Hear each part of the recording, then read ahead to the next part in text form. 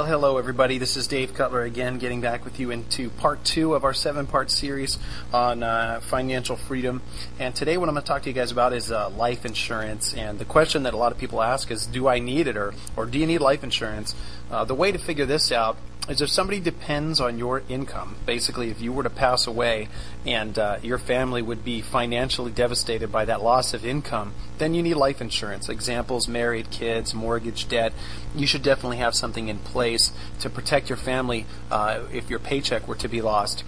If you're single and nobody depends on your income, then you probably don't need it. Exceptions would then be if you're young and great health and you plan to start a family later in the future, you could lock in really, really low rates now while you're young and in great shape. I personally have a 30-year term policy that I purchased 4 years ago. Of course, young and in great shape. I pay next to nothing for that coverage, and I know I'll be needing it eventually as I start a family in the future. So I wanted to get that taken care of while I was young, healthy, and could qualify for the best rates. So the crash course in life insurance basically goes as this. There's two kinds. You've got term insurance, and then there's everything else. Whole life, universal life, variable life, flexible premium life, equity index life, get a life, you name it, they're all out there.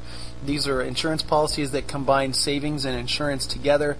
Generally, you pay much, much more for your insurance premiums, with the hope that your coverage will stay in force for as long as you pay the premium. This is known as permanent insurance. Term insurance, which is the most basic type, plain vanilla insurance, basically provides a death benefit. If something were to happen to you, the company is going to pay out the face amount of the insurance policy. The benefits of term insurance is you can generally get your premiums very, very low. Policy terms can be up to 35 years, and these follow the theory of decreasing responsibility, which basically looks like this. In your earlier years, you may have a lot of liabilities, young children, your debt is high, you've got a big mortgage. A loss of income would be devastating, especially in today's society where pretty much most families are dual income families where the husband and the wife both have to work. 20, 30 years from now, the kids are going to be grown up, the mortgage is going to be paid off, the debts are going to be little to none, and your retirement nest egg should be big enough that you no longer need that insurance protection. Go ahead and cancel that policy because there's no reason to pay for something that you no longer need. So how much do you need? Of course, the rule of thumb that most financial experts go by is 10 to 15 times your annual income. Of course, you can come to an exact figure with a proper financial analysis to assure that you're not paying too much money for too much coverage or that you're not underinsured, leaving your family shortchanged if something were to happen. So what you really want to look at is replacing the income. And make sure that you don't skimp at all in this area because that sort of defeats the purpose of buying insurance in the first place. So get the coverage that you need and try to get it at the lowest amount possible because we all like to save money in that area. This is a basic example of somebody that we sat down with that had a cash value life insurance. They had a whole life policy on the husband and the wife, $150,000 on each. They were spending $218 a month.